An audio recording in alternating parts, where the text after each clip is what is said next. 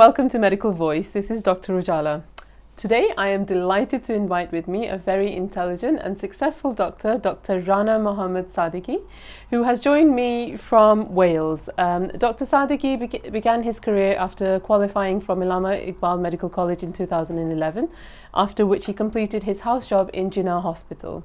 Following this, he did some training in internal medicine and cardiology, and then decided to move to UK in 2017, in which he worked as a medical registrar in acute medicine for 2 years, and has now quite successfully got into endocrinology and diabetes training with the Wales Deanery, and is now in your second year? Second year. Welcome, and thank you for joining us. Thank you so much. Thank you. Thanks for having me. You've decided to talk to us about the coronavirus, Dr Sidiqi. May I ask why?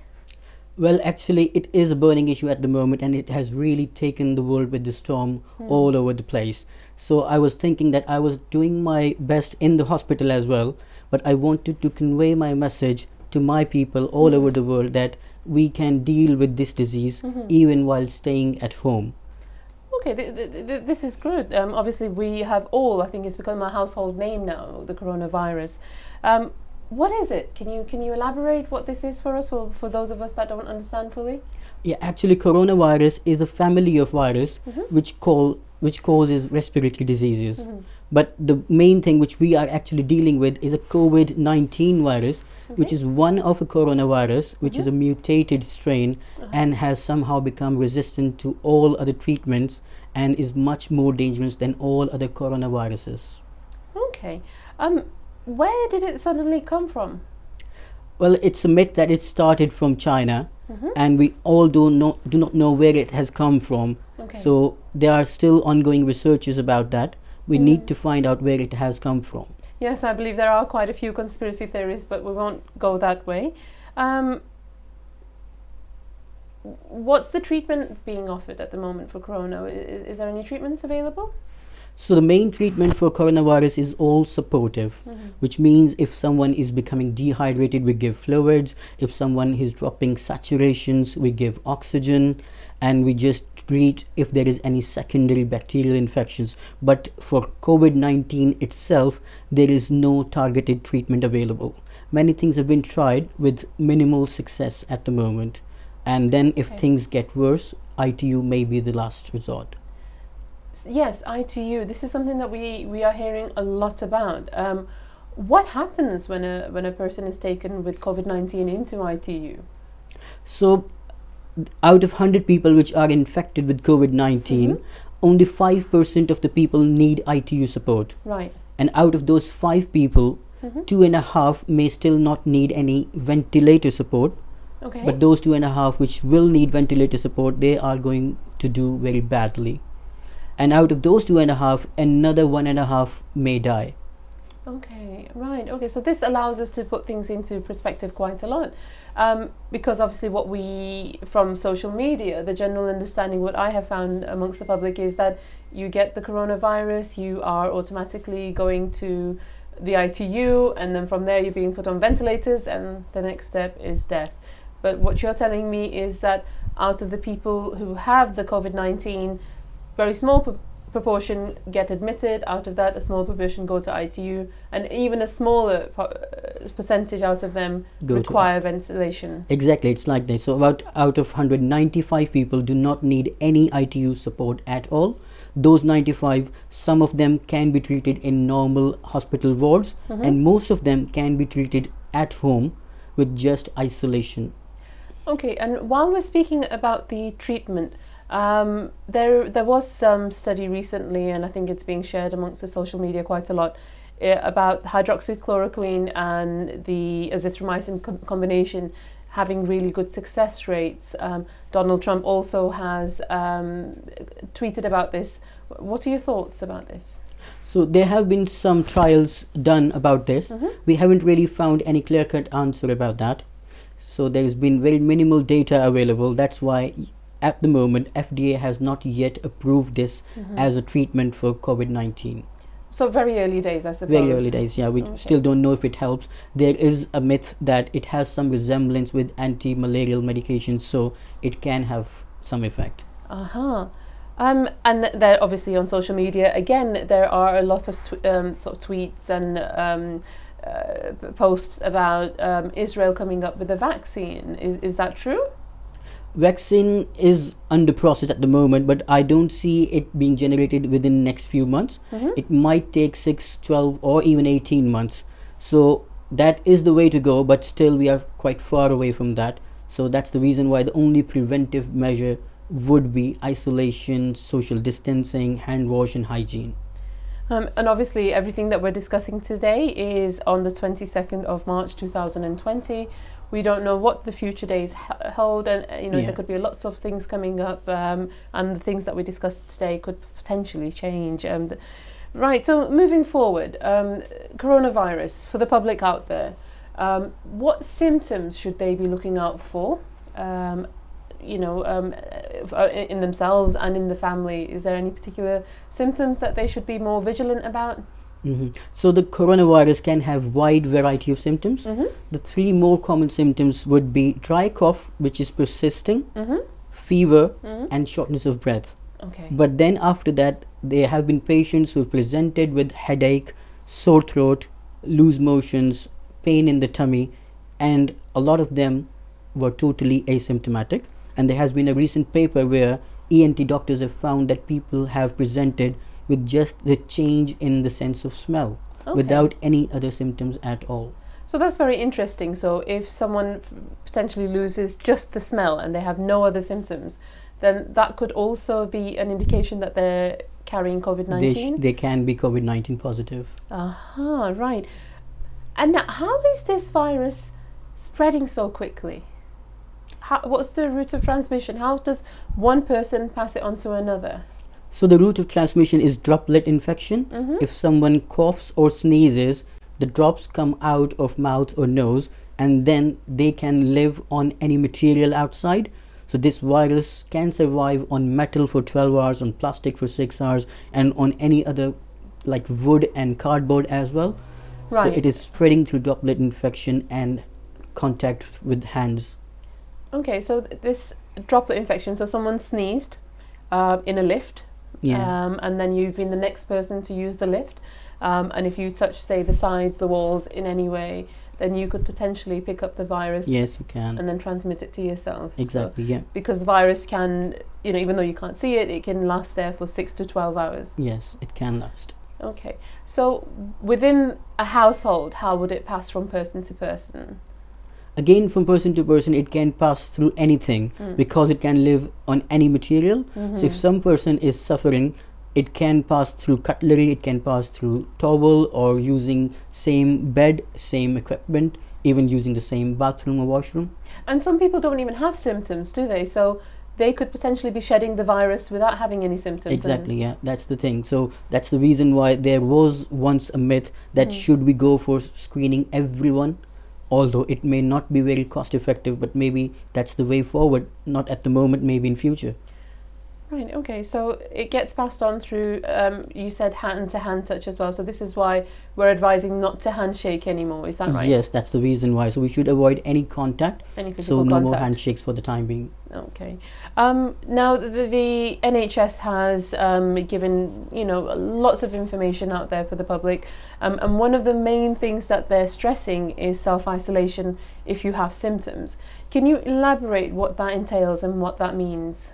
So if someone is having any symptoms, like I told you, dry cough persisting for long, fever or shortness of breath, first thing they need to do is to self-isolate in order to avoid transmission of this infection to their own family members. What does this mean? So they need to self-isolate themselves in a separate room. No one needs to go in that room, and the person who is self-isolated should not come out of that room. Right, okay. And then they need to call 111 where they can have swabs done, and if their swabs are negative and still they are symptomatic, they should remain in self-isolation for at least 7 days. And if swabs are negative and they are asymptomatic, they can come out of self-isolation in that case. Right, okay. So just talking about self-isolation, what does this mean? Because the NHS has given lots of information out there for the public, and one of the things they keep stressing is self-isolation. What does this exactly mean, and who is this for? So if someone is having any symptoms like shortness of breath, persisting dry cough or fever, that person needs to self-isolate himself in a separate room from his family. Okay. So family cannot go in that room. That person should not come out of that room unnecessarily. Okay. Then in the meanwhile, we can do the swabs, and if the swabs are negative and person becomes asymptomatic, they can come out of self-isolation. But even if the swabs are negative and the symptoms persist, person should continue for 7 days self-isolation. Self-isolation, okay. And what does this mean for the family? For example, if mum has got symptoms and her husband, dad doesn't have any symptoms and the children don't have any symptoms, what do they need to do? So in that case, the whole family need to self-isolate, because if mom has the symptoms, we still don't know if the mom carrying COVID-19 or not. So we're going to assume that maybe mom has got the virus and that can be transmitted to the dad and the children. And in that case, if dad and children go out of home, they can be a vector to transmit it to someone else. So they should self-isolate themselves in the home as well. Okay, so the family members then need to stay within the house, not necessarily in a room, but stay within the house, and quarantine is probably, I suppose, a better word, for 14 days since the onset of symptoms in the mum. Exactly, yeah, that's the case. Right, so another thing that the NHS has been stressing and paying a lot of importance to is social isolating or social distancing. What does this mean exactly, and why should people be doing this? So we need social distancing because, as I've told you, there are so many people who are suffering from COVID-19 and they are completely asymptomatic. We don't know who is the person carrying this virus. So if we go out in crowds, like in pubs or parks, someone might be a carrier of this virus. Okay. And if that person coughs or sneezes or is carrying virus on his hands, he can be a method of transmitting it. So the best way forward at the moment is social distancing, keeping yourself confined to your own homes in order to avoid transmission of this infection from other people.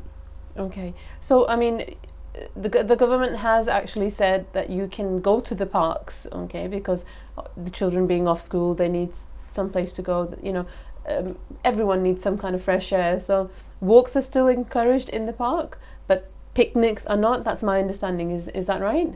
I would say avoid going outside unnecessarily. Wherever there are going to be 5, 6 or 10 people together, if there is one person suffering, it can be transmitted to all 10 people. Okay. So I would say do not go out in the park and do not do any social mixing or gatherings. Okay. Third thing that the government has put out there for the public is shielding, and my understanding is that this means, or the whole purpose behind this is to protect the vulnerable, such as the elderly, I believe, above 70 years old, and the high-risk patients, and the people with disabilities. Who are these high-risk patients? So at the moment, the data which we have gathered shows that the people who have suffered the most with this COVID-19 are those aged above 70, and most of them who've got immunosuppressants, like they are suffering from cancer and are on some other immunosuppressive treatments for like rheumatoid arthritis or any other disease. And also the people who has got some respiratory problems or cardiovascular problems, type 1 diabetes, they are at higher risk of catching this infection and doing poorly. Ah, right, okay. And so the advice for these people, the people that should be shielding, is to self-isolate, stay within their house for 3 months for now? At least 3 months for now. It can go up to 6 months. It will be a difficult thing to do, but this is a necessary evil at the moment. There is no way out apart from that. Suppose you have a family member who is living alone, and grandparents, living alone, they're 70 above, and you're asking them to self-isolate or stay indoors for 3 months. How are they going to cope in terms of normally they're quite independent, doing their own shopping. How will these people cope then? I think these people will need family support. So they need to isolate themselves, but we can go and we can meet them, but we don't need to hug them. We don't need to shake hands, because that is the main portal of transmission of this infection. We're trying to protect them, I suppose. So maybe do the grocery shopping and leave it at the door. Exactly, yeah. So And- we'll need to support them, we'll need to provide them with the food, but for the time being, we'll need to maintain some distance for their greater good. I mean, and in this day and age, we've obviously got a lot of technology. We can do FaceTime, Skype, you know, just to sort of Exactly. get that social interaction continuous. Schools have also closed, haven't they? So, Yeah. what was the purpose behind that? Again, I would say social distancing. So if the children are going to school, we still don't know if any of them is carrying any infection, and it's very difficult to treat hygiene measures to children. If someone is coughing or sneezing, it can spread to anyone, and then it can propagate like anything. Because So the children, I suppose, then bring the symptoms home, Yeah. pass it on to the parents, parents pass it on to grandparents, and it becomes harder to control the virus. exactly, yeah. It's an interesting question, and I'm sure a lot of people are thinking about it. And on that note, children, I'm sure a lot of people are thinking this, that why are they not in the high risk groups, and why are they not becoming really unwell with this virus? So this is one good thing that we have come to know through data, is that children have not really suffered a lot from this virus, although we still don't know why. So research is still ongoing. We may find some answer, but what we know is that children, although are not really suffering from this disease, they can still spread this disease. So Okay. that's why we think we still need to isolate children and from social distancing like we've done from the schools. So we're uncertain as to how long schools will be closed for, and I suppose children and mothers also, or the primary care providers, they will get a little frustrated. And start thinking of ways to sort of maybe arrange play dates or things like that.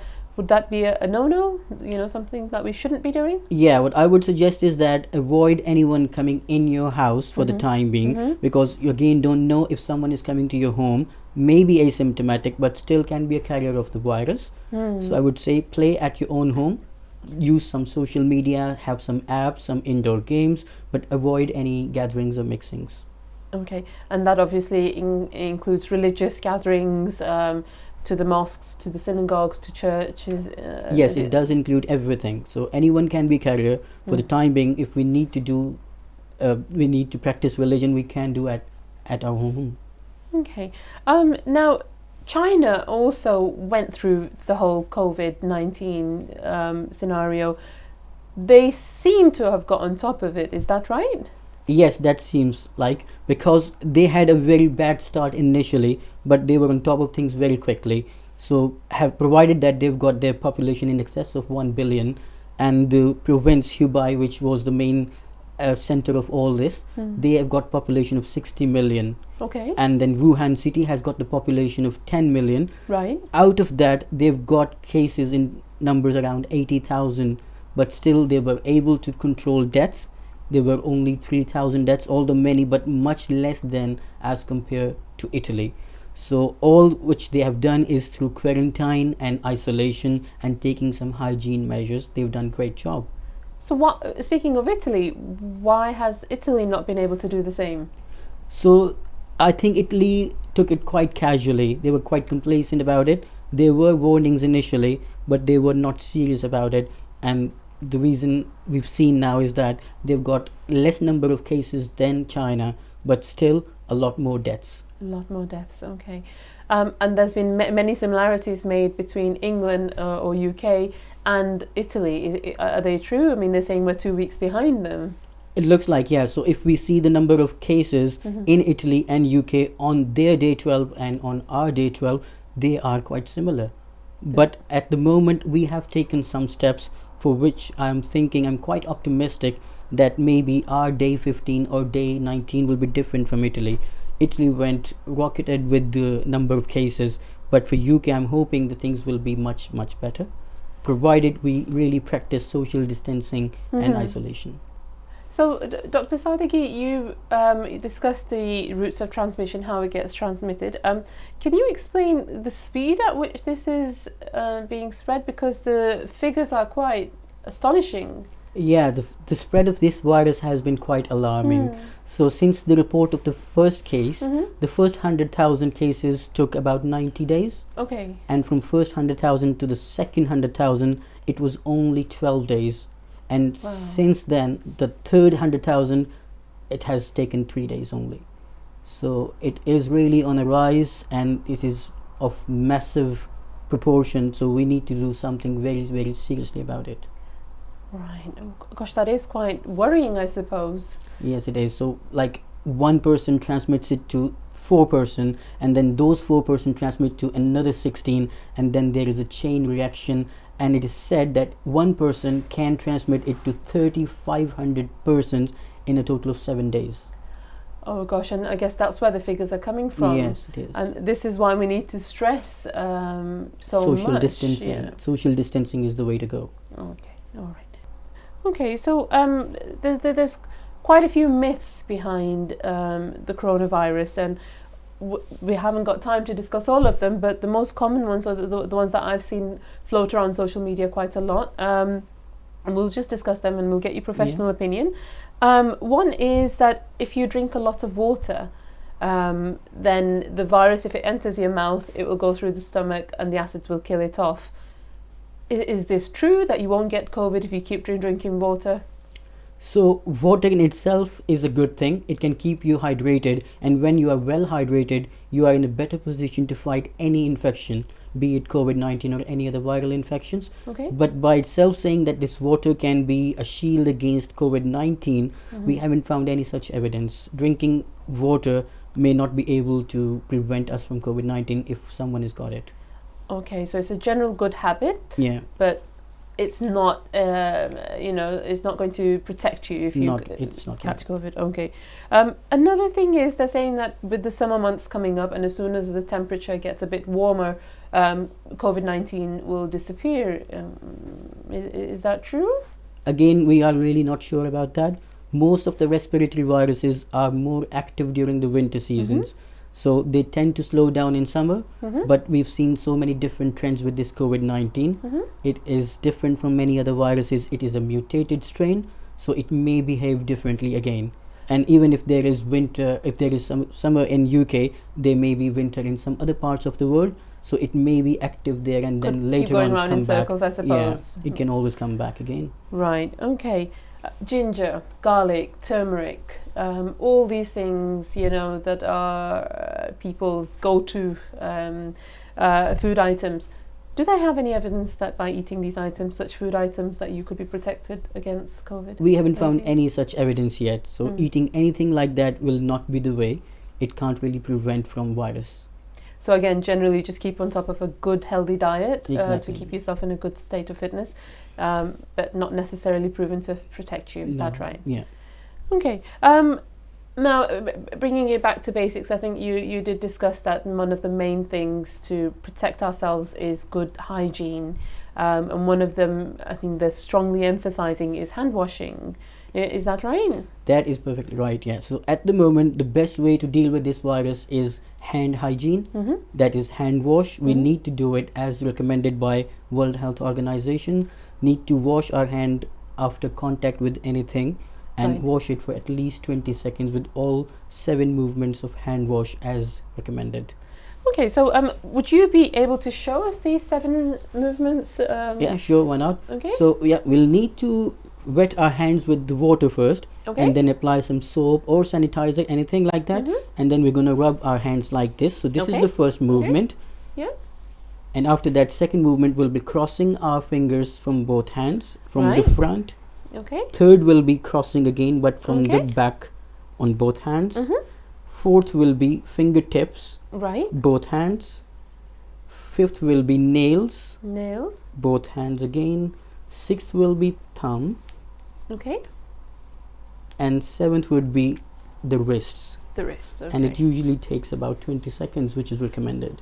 Right. Brilliant. And what are we using as hand sanitizers or soap and water? Which one's better? There is no such recommendation about anyone being better than the other, so we can use either of them, but we need to use water and some kind of sanitizer. Okay. And as many times. So I suppose it's the frequency of what you're doing then, rather than the technique. Yeah, Is that right? it is right, yeah. Okay. That's good. That's brilliant. Right. So there's a lot of our NHS staff that are at the front line and putting themselves forward. And what do you have to say about them? Well, I being feel one of them yourself, I suppose. exactly. I feel really, really proud of them, Mm-hmm. and I feel proud of myself being a part of the team as well. They are doing their best, risking their lives, risking lives of their family, and doing everything they can. So what we expect is that we don't expect any thanks or gratitude. What we expect: stay at home, practice social distancing, do hand hygiene, protect yourself. All we need is, we don't want you to go for war fronts. We need you to stay at home, and we are there to help you. We are going in our hospitals. We are doing our best we can. Yes, and obviously I speak on behalf of everyone I know that we're super proud of the medical teams that are putting themselves out there. And I suppose it's just not the medical team, it's people working in superstores, people working in public transport, people working in the security services, the police services, because these people are the key workers that are still going out there and working for us while they're advising everyone else to either work from home or to self-isolate. Yeah. Huge respect for all the key workers. Yes. So let them work and everyone else stay at home. Stay at home. Social distancing, self-isolation, shielding. These are the things that we expect from the public. Is that Great. right? Yeah, and hand hygiene as well. And hand hygiene, of course. Thank you very much, Dr. Sidiqi, for joining us. The information that you have provided, obviously with all your professional expertise, has been of great help. Thank you so much. We will give an option to have any questions that the public has. They can comment on the link below and we'll pass them forward to you and you would be responding to them. Is that all right? That would be great, sure. Yeah. And again, a big shout out to all those services which are providing complimentary gifts to the NHS service. These include Nando's, Domino's. I mean, I can only think of a few of them, but thank you very much, and it's highly appreciated. And I was at work yesterday, and one of the nurses actually started to cry because she had been working for 35 years and never did she feel that she was appreciated enough. And yesterday, when she was being bombarded with these little gestures, she became very overwhelmed, and she started crying, and she said it's great, and she goes, this is why I became a nurse, not for the free gifts, but to protect people. And now that people are appreciating it, it makes me feel that I'm doing a good job. And I suppose it feels good when you're appreciated. Really feels, yeah, and it makes it all worth it. Exactly. Because as a medical professional, you don't know, do you, that you're going into work, will you bring the virus back? Are you one of the asymptomatic carriers? Because you're not being provided the test yet, are you? Yeah, we have not been yet, but I think it is in the pipeline that all NHS staff should be screened. Tested. Okay. Yeah. But for the interim, we don't know if we're bringing that back home to our children, our spouses. Exactly, yeah. We are risking our lives at the moment, so I hope it is worth it. Yeah, absolutely. Thank you for watching, guys. And again, like I said, if there's any questions, please post them below, and we will hopefully respond to them as soon as we can. Meanwhile, please do share this video as much as you can, and just follow the take-home messages. Hopefully we can all work together on this, and we can overcome this virus. We can follow the exemplary example that the Chinese have set out for us, and just some good discipline and hygiene measures, and I think we can get on top of this. Okay, thank you all. Take care.